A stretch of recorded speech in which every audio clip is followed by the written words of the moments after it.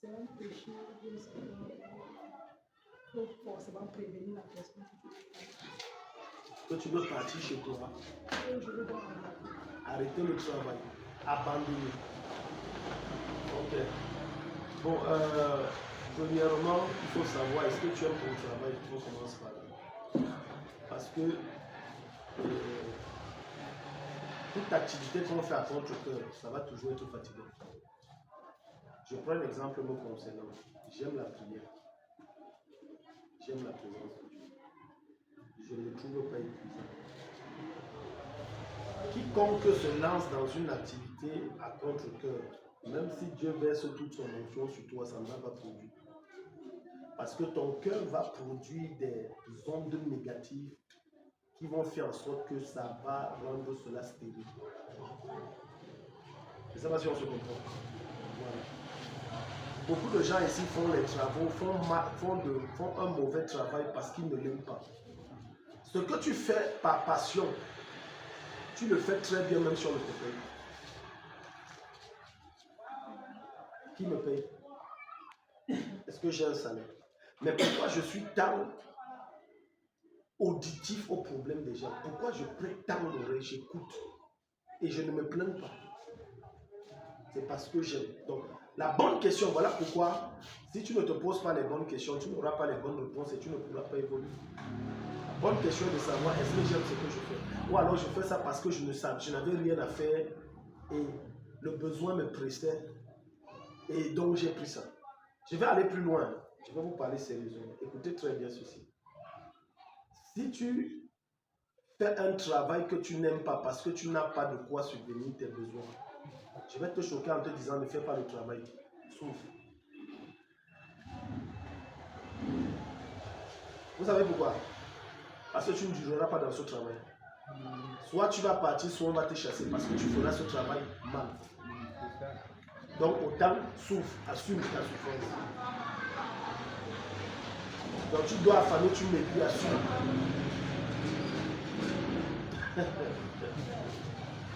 Parce que tout travail que tu vas faire, c'est comme si on te force. Tu ne dureras pas dans ce travail. Parce que tu ne seras pas productif. L'objectif n'est pas de travailler pour seulement se faire de l'argent. L'objectif, c'est de travailler de manière à être productif. Quand tu es productif, la multiplication est naturelle et l'impact se fait de façon graduelle. C'est-à-dire, rien ne se fait de façon forcée. Un pasteur qui fait le pastorat comme si on le force, ce n'est pas étonnant qu'il n'a pas de résultat. Mais un pasteur qui fait le pastorat par passion, bien que c'est dur, il n'a pas de salaire, les choses sont compliquées. C'est question de temps. Ce monsieur est condamné à être violemment riche. Et ce principe s'applique dans tous les domaines. Et voilà pourquoi les chrétiens échouent. Donc pourquoi tu fais ce travail? Ah, moi je n'avais rien à faire. Donc, et je n'avais pas l'argent aussi pour payer mes factures. Donc, vraiment, je devais faire comment? Tu ne t'aimes pas. N'oubliez pas ceci. Et tu vas comprendre, ça c'est une troisième raison que je donne pour laquelle si tu fais un travail par que faire, autant ne pas le faire. Troisième raison, tu vas détruire tes relations. Au lieu de détruire une relation, autant tu ne fais pas. Parce qu'en quittant de ce monsieur, tu ne sais pas où il va te trouver demain. Et il risque de salir, comme on dit, mettre le sable. Voilà. Et ça sera ta faute. Ce n'est pas de sa faute. Oui. Je prends l'exemple, celle qui t'a précédé. Tu penses que si je tombe sur, je la vois travailler chez un ami, je vais aviser l'ami. Par loyauté pour lui, elle veut dire que la fille que tu prends, la fais attention. Ça, c'est par loyauté pour lui. Parce que si jamais le mec découvre que je connaissais, il n'a rien dit, ça va jouer. Donc je préfère l'aviser que tu as pris. Et ça ne sera pas ma faute, c'est la faute de la fille. Elle a versé le sable dans son tapis-cap. Voilà pourquoi fais ce que tu aimes. Fais ce que tu aimes. Beaucoup sont des médecins là, tu les vois, ils injectent, les gens meurent. Pose la question qui t'a emmené là-dedans. Et tu seras surpris de voir qu'il a fait parce que papa voulait qu'il soit médecin. Maintenant, il tue les gens. Est-ce que tu aimes ce que tu fais? Ça, c'est d'abord l'un des secrets de la prospérité. Si tu n'aimes pas ce que tu fais, bienvenue la pauvreté. Non, elle a une deuxième question, maman, attendez. Deuxième question, c'est quoi? Donc, Dans les décisions que vous dites que vous allez prendre, réfléchissez bien. Même le travail que on t'a proposé, réfléchis bien. Les pour, les contre, les non et les advenants. Ne vois pas seulement l'argent et ne vois pas seulement j'ai besoin d'argent. Non, ça va te laisser en route. Réfléchis bien. Même quand on t'a embauché, réfléchis bien avant de dire que je vais déposer le tablier. Réfléchis très bien. Parce que parfois, Dieu peut t'ouvrir une porte, toi-même tu fermes la porte. Et après ça, Dieu dit, ok, débrouille-toi. Et la suite, tu ne vas pas accuser Dieu. Beaucoup d'enfants de Dieu ont méprisé certains boulots que Dieu a mis par lesquels ils devaient passer pour graduer, c'est-à-dire pour évoluer dans la vie. Et aujourd'hui, ils sont dans on appelle ça quoi? Un chômage assaisonné d'une pauvreté extrême depuis des années, depuis le dernier travail qu'il a eu de gardien qu'il a abandonné. Jusqu'aujourd'hui, voilà 15 ans, il n'a plus eu un travail. Et il dit qu'il y a les hôtels. En réalité, ce n'est pas un hôtel. C'est que Dieu l'a ouvert, l'a frayé un point d'entrée et il a craché sur ça. Et Dieu a dit, ok, débrouille-toi. Je ne suis plus là. La première question, c'était quoi? Comment savoir que Dieu est dans ce travail? D'accord. Comment savoir que Dieu est dans ce que tu fais? L'un des signes qui montre que Dieu est dans ce que tu fais déjà, on revient encore sur ça, il y a que tu aimes ce que tu fais. Deuxièmement, l'un des signes que Dieu est dans ce que tu fais, c'est que les choses, l'environnement t'est favorable. Ça veut dire, l'ancien travail où tu étais, tu avais tellement de difficultés, mais là où tu es, l'environnement t'est favorable. Les choses travaillent pour toi. Tu fais des efforts, mais pas autant que tu faisais, que l'ancien endroit où tu étais. Je prends un exemple, n'est-ce pas? Quand je rencontrais ma fille Patricia Chi, elle était docteur et elle travaillait à... C'était quoi? L'hôpital régional. Mais à l'hôpital régional où elle travaillait, elle n'était pas épanouie. D'accord? Sauf si je me trompe. Voilà. Elle n'était pas épanouie, elle était crispée, elle était avec tout ce qui allait. Mais elle avait dans son fond intérieur que Dieu ne l'attend pas là. Elle avait bien vu. Donc quand on se rencontre, elle me dit vraiment, parce que moi j'ai envie d'abandonner le boulot. Bon, et après elle a abandonné. Et ensuite, c'est là où on a causé, puis dans une clinique de la place, et puis bon, voilà ce qui a passé. Et elle est trouvée là-bas où ça se passe très bien. Alléluia. Donc il y a le cadre. Est-ce que dans le cadre, tu es épanoui? Maintenant, quand on parle d'épanouissement, je ne parle pas d'épanouissement qui t'arrange. Parce qu'il y a des gens aussi trop compliqués. Rien ne les arrange. Tu changes ça, il n'est pas à l'aise. Tu changes ça, donc tu veux alors quoi? Lui-même, il ne sait pas ce qu'il veut. Et je ne sais pas si vous comprenez de quoi je parle. C'est pour ça que je dis pas un épanouissement qui t'arrange toi. Donc les choses sont favorables. Par exemple, le salaire. Voilà un truc. Quand le salaire est bon, ça c'est l'un des signes que Dieu t'attend là-bas. C'est un bon signe. Le salaire, oui. C'est aussi que ça peut aussi, c'est vrai que ça peut aussi arriver que le salaire ne soit pas ça, mais Dieu t'attend. Mais là, c'est pour une mission. Et c'est pour un temps que Dieu te laisse là. Ça peut aussi être que le salaire, c'est pas ça, mais Dieu t'attend là. Maintenant, un autre signe, le patron est, il n'est pas trop exigeant à ton endroit. Ça, c'est un signe, l'un des signes majeurs. Le patron n'est pas trop difficile envers toi. Il est compréhensif. Tu vas faire des erreurs, il va être patient. Mais quand Dieu ne t'attend pas d'un endroit, laisse-moi te dire que bon, facilement, on va te chasser là-bas. Très facilement. Moi, j'ai travaillé à la Victoire. Il y a beaucoup de choses que j'ai dit sur la fondatrice et je sais que cela lui est parvenu, mais elle ne m'a jamais chassé. Il y a des choses que j'ai fait, mais elle ne m'a jamais chassé. Je suis parti de moi-même. Parce que Dieu a dit qu'arrête. Mais par contre, Dieu, non, je n'étais pas à ma place là-bas en fait.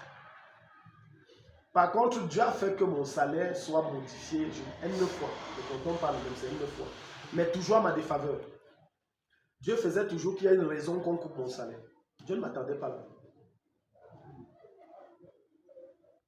Et je n'étais pas à l'aise. Je n'aimais pas ce que je faisais. Pour vous dire vrai, je n'aimais pas ce que je faisais. Je n'étais pas à l'aise, je n'aimais pas.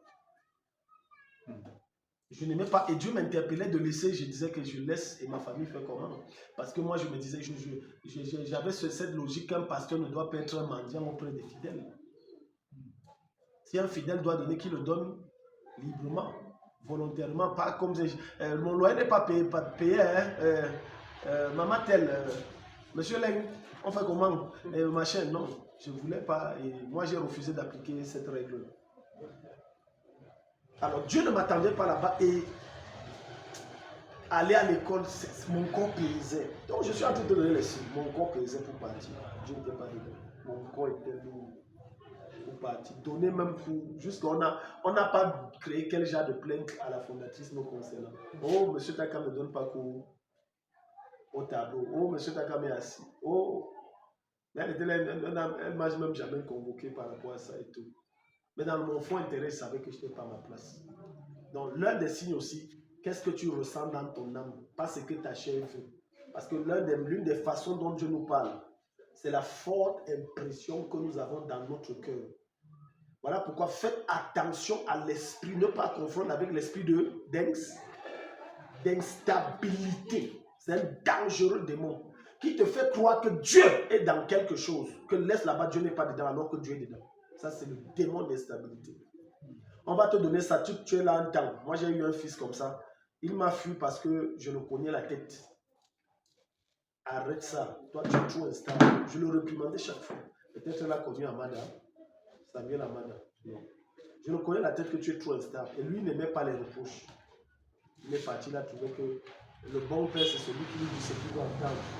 Ça va. On s'est séparés. Non.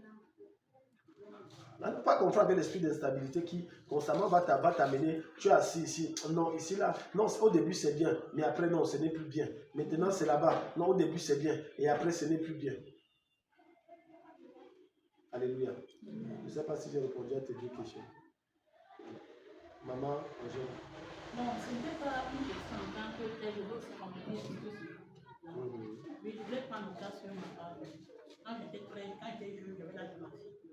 Elle me demande qu'est-ce que vous faites. Qu'est-ce que tu décides toi? Il m'a donné un an, j'ai fait au téléphone. Et puis il m'a envoyé dans ce domaine. Après la formation, quand je sors de l'école, c'était favorable comme vous dites. Si je suis allée dans un hôtel, on me postule ici. Donc c'était favorable.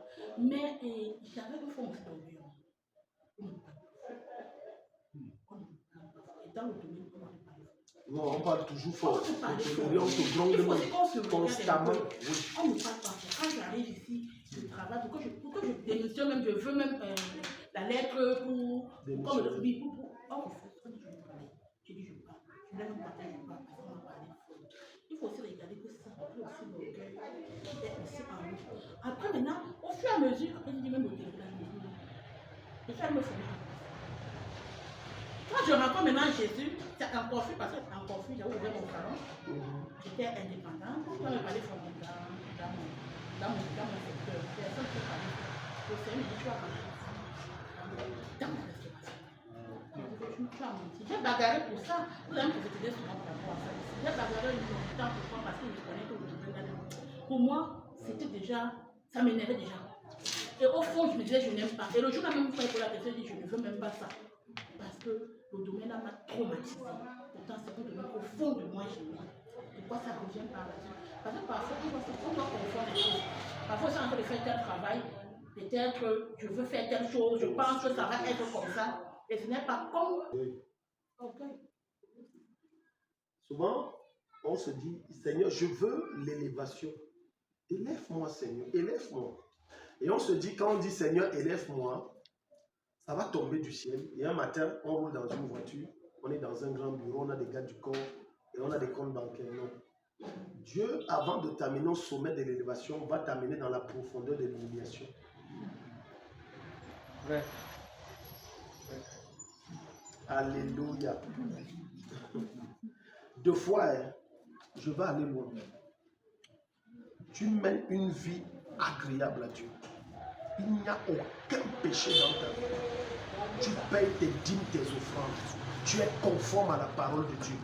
Mais laisse-moi te choquer que pour que Dieu te donne sa forme à lui, Dieu va faire en sorte que toutes les prières et les jeûnes que tu élèves par rapport à telle situation ne changent. Jusqu'à ce que son objectif à lui, par rapport à ton cœur, soit atteint. Si son objectif n'est pas atteint et qu'il ne voit pas que tu as compris ce qu'il voudrait que tu comprennes, tu vas rester là. Quand tu as un patron, et maman Angèle a tout à fait raison, ton patron est l'arme que Dieu utilise pour te briser. La plupart du temps, nous voulons, les chrétiens veulent un pasteur qui est comme il veut. Le pasteur doit prêcher ce que leur cœur aime. Le pasteur ne doit pas les gronder. Le pasteur doit toujours accepter leurs fautes, mais eux ils ne doivent jamais accepter que le pasteur a des fautes. Le pasteur, ils veulent un pasteur parfait. Le jour où on entend que le pasteur a commis une gaffe, même si c'est un mensonge, on croit. Et on le quitte. C'est la même chose avec le patron. On ne veut pas un patron qui me parle un genre. Non, écoute-moi. Même si ton patron a 4 ans et que tu as 30 ans, il te parle mal, c'est ton patron, tu dois te soumettre. C'est ce que la Bible dit. Et des fois, Dieu va permettre que tu sois dans un cadre parce qu'il veut te donner une forme. Mais maintenant, toi, tu dis que non, comme elle a dit, on ne me parle pas n'importe comment. Moi, on m'a tellement parlé mal que ça ne me dit plus rien. Maintenant, Dieu a dit que voilà, tu as compris la leçon maintenant. Maintenant, avance. Moi, au début, on me grondait, je n'acceptais pas. Juste, Dieu a dit, Dieu m'a mis dans une position, on me gronde,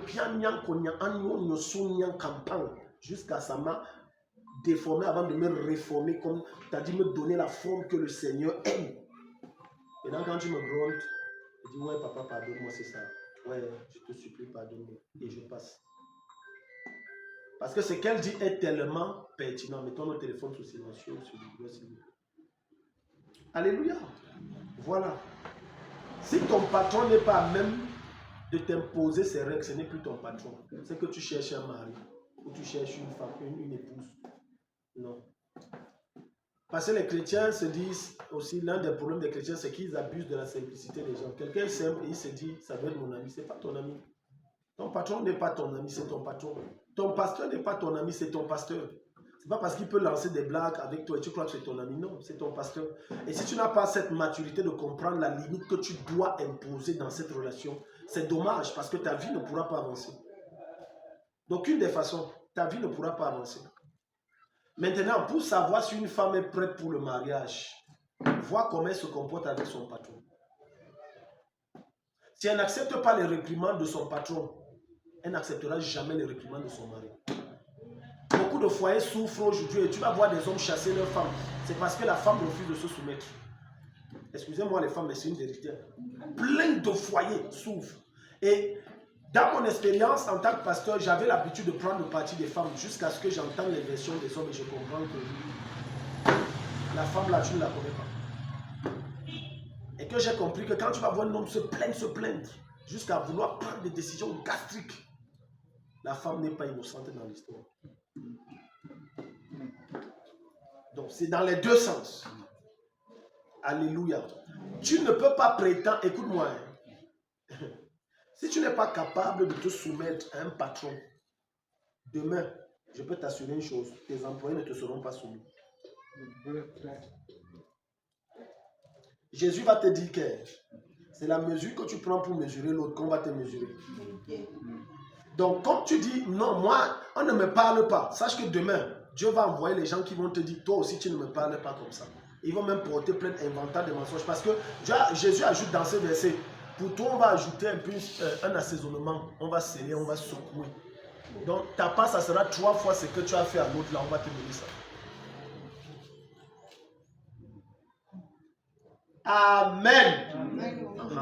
Maintenant, si moi qui est votre père spirituel, ce que je vous enseigne, je n'applique pas ça chez mon père spirituel. Je n'ai pas besoin et personne n'a besoin de vous dire que je n'applique pas. Vous allez répercuter ça sur moi. Mais de manière 3 fois plus. C'est la loi. Ce sont des principes. Écoutez, quand tu es face à quelque chose qui ne t'est pas agréable, pose-toi les questions te concernant. Arrête de voir que c'est l'autre qui a le mal. Je te dis ce qui m'aide à avancer, ça va t'aider à avancer. Dans ta relation avec qui que ce soit, je dis qui que ce soit, essaye d'être un peu honnête envers toi-même et pose-toi des questions. Où est-ce que j'ai ma part? dans l'histoire-ci. Parce que la plupart du temps, quand on a un problème avec autrui, on indexe que c'est lui le diable. C'est une erreur. Souvent, c'est nous qui poussons les autres à changer à notre égard négativement.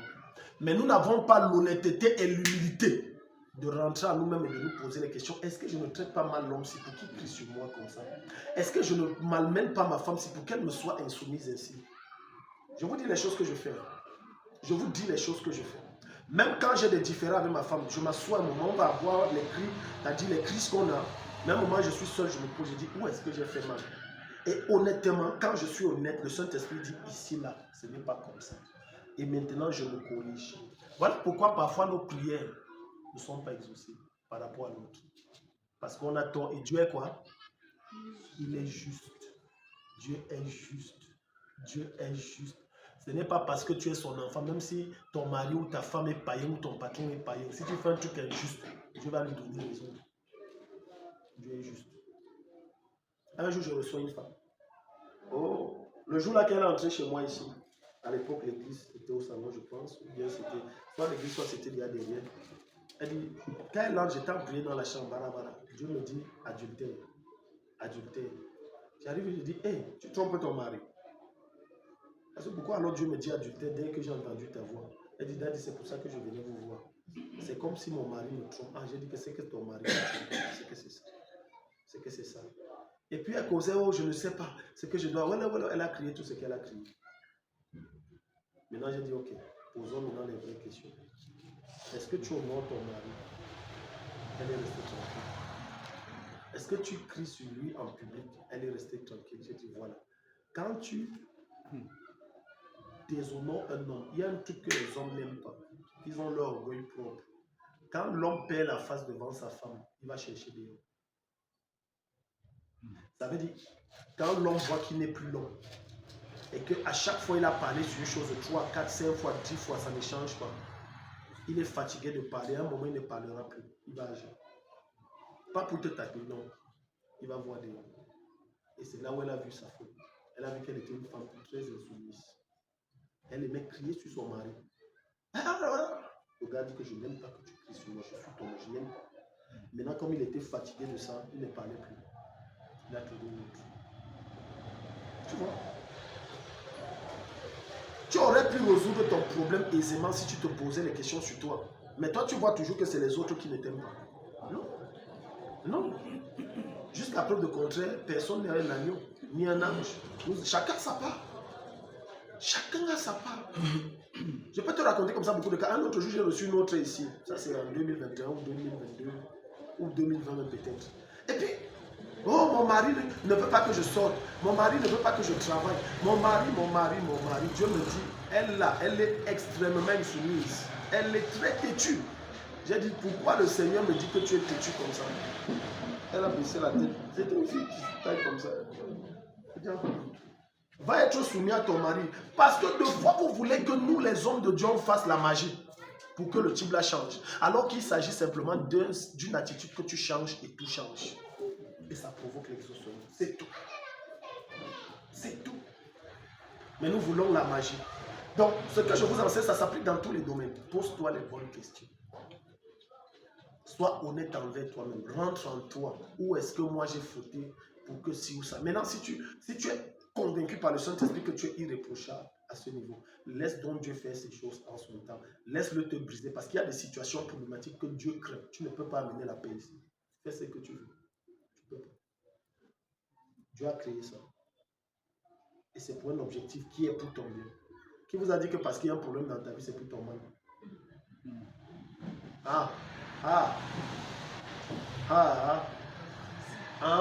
Qui t'a dit que parce qu'il y a un problème dans ta vie, c'est pour ton mal? Non. Parfois, quand Dieu veut résoudre le problème dans ta vie que toi, tu ne vois pas, qui est la source de tous les autres problèmes, Dieu augmente un problème. C'est dans ta Bible que c'est écrit que Dieu créa la lumière dans les ténèbres, à partir des ténèbres. C'est pas écrit là. La terre était informe et vide. Et Dieu dit que la lumière soit. Hein? Dieu a porté la lumière à partir de quoi? De rien. D'un problème qu'on appelle les ténèbres. Et je vous ai calme. C'est ça qui va amener la vie chez vous. Mais le secret, je vous dis devant Jésus-Christ, c'est la mort en soi. Laisse Dieu te briser. Si tu pries, il n'y a pas de suite. Continue de prier. Mais dis-toi que Dieu veut me briser par cette situation. Laisse Dieu te briser. Laisse Dieu te briser. Écoutez, on ne fuit pas l'épreuve de Dieu. Que personne ne tue. C'est que plus tu t'entêtes et tu refuses de comprendre, et tu crois que parce que l'Esprit de Dieu te parle, qu'il est 100% derrière toi dans ce problème-là, laisse-moi te dire que...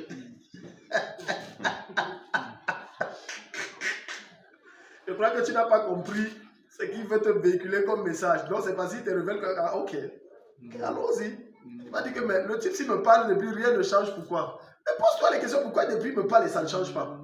C'est parce qu'il veut te transformer à partir de là. Mais tu ne veux pas comprendre.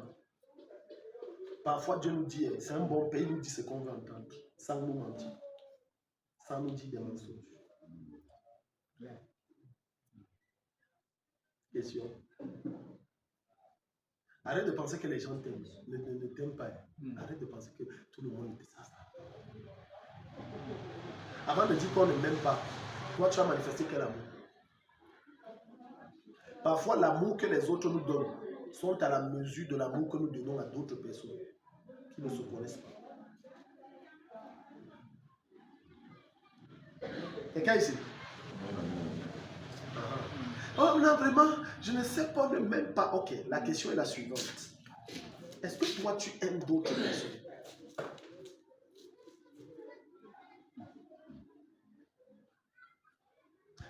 J'ai fait une réunion hier avec un homme de Dieu et tout. J'étais dans son mouvement et tout. J'ai quitté et tout.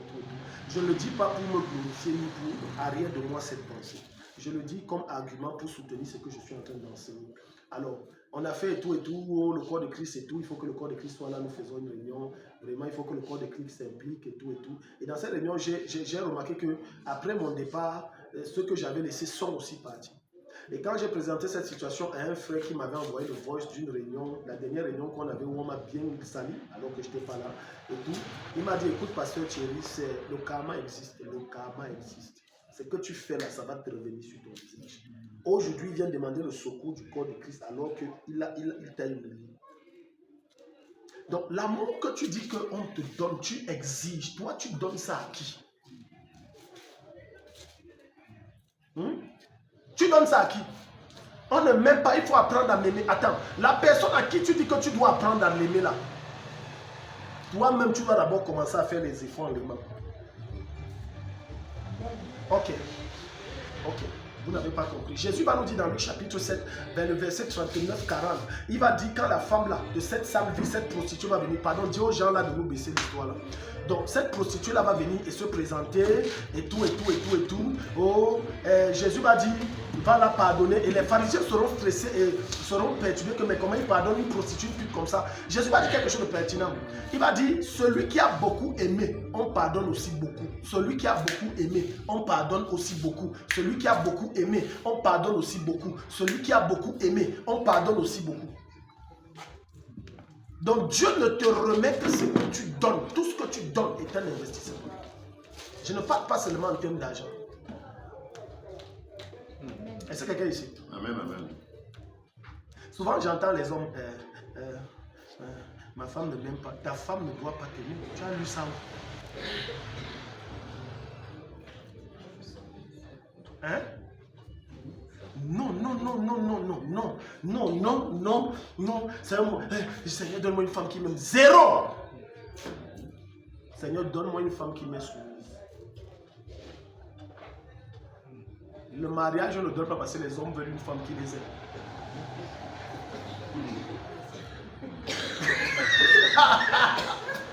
Ok. Les messieurs Leng et les messieurs Mbakop, ils sont sérieux là. Vraiment, il faut qu'on change vite, on change de disque et tout ça. Non, on ne change pas de disque, jamais. Non. Je ne sais pas si ma femme m'aime. Elle ne doit pas t'aimer. Tu as lu qu'elle doit t'aimer où? Elle doit être soumise. Un point, c'est tout. Tu n'as que faire de son amour. Tu t'en fous même de son amour. Toi, tu dois l'aimer. Maintenant, tu vas voir, on va te dire, mari, aimez. Et ensuite, on va dire, femme, soyez soumise. Maintenant, la condition pour que ta femme se soit soumise, c'est que tu l'aimes. Quand tu lui donnes l'amour, elle t'est soumise. Beaucoup de femmes sont rebelles, c'est leur mari. Elle ne donne pas assez d'amour. Moi, je ne sais pas si ma femme même, qui t'a dit qu'elle doit t'aimer. Dieu n'a pas créé la femme pour qu'elle l'aime. Dieu l'a créée pour qu'elle soit soumise. Donc, ne demande pas à Dieu de venir modifier un principe du mariage pour le bon fonctionnement du mariage. Non, non, non, non. La femme doit plutôt prier que Seigneur, fais que mon mari m'aime. Et l'homme doit prier que Seigneur, fais que ma femme me soit soumise. Et pendant que tu pries cela, chacun fait son rôle. La femme est soumise et l'homme aime sa femme.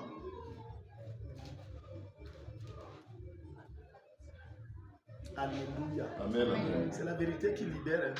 Chapelle des héros, c'est la vérité. Si tu veux les passeports, les visas, et tout ça là, il faut aller dans les autres ministères. Ici, nous, on veut amener les gens au ciel. Et on veut les faire jouir des bénédictions terrestres sur la terre. Les foyers ne donnent pas parce que les hommes exigent que leurs femmes les aiment. Non, ça ne peut pas donner. Ça là, tu es en train de violer la loi de Dieu. Non, non, non. Tu es en train... Regarde, quand on dit soumise, Sarah appelait Abraham comment? Et c'est pour ça que toi, femme, tu dis mon chou, mon sila. Tu pêches même. C'est mon Seigneur. Mon Seigneur veut dire quoi? Non. Hein? Mon maître. Maintenant, Patricia réfléchit, est-ce que je dois me marier? Attends un peu. Ça, c'est quoi ça? Non, écoutez, l'évangile a tellement été dilué. Je vous dis devant Jésus-Christ. Et c'est pour ça que la vie est devenue compliquée et que la société est en pleine dégradation. La société que vous voyez aujourd'hui et celle d'il y a des années du 20e siècle, c'est le jour et la nuit. Et vous allez vous rendre compte que plus le temps passe, plus la parole de Dieu est diluée. Et plus la parole de Dieu est diluée, plus les dépravations et le péché augmentent. Pourquoi à l'époque d'Abraham, il n'y avait pas les répudiations? Quand je dis il n'y avait pas, je dis dans la généralité, ce n'est pas que ça n'existait pas, ça existait, mais c'était un taux très faible. Parce qu'à l'époque, tu vas voir madame pas dire mon Seigneur. Non, papa, moi, il ne peut pas. Mon mari, non, non, papa. J'attends ce que mon mari va dire d'abord. Non, mais aujourd'hui, lui et moi, c'est les mêmes choses. Dis donc, fais, je gère. Et ça éclate. Oui, à l'époque, on disait Massa. Massa, c'est toujours maître. Seigneur veut dire mon propriétaire. Parce qu'en réalité, la femme ne s'appartient pas à elle, elle appartient à un homme. Tu es ma chose, tu es ma chose, tu m'appartiens. C'est pour ça que tu portes mon nom, tu es ma chose. Alléluia. Ok. Je vois la salle est calme, les femmes étaient joyeuses, maintenant j'ai cassé tout. Bon, question, quelqu'un avait une question ici. Oui. Quelque chose, merci. Je voulais ajouter quelque chose selon mon vécu quotidien. Oui. Ce que la sœur dans le service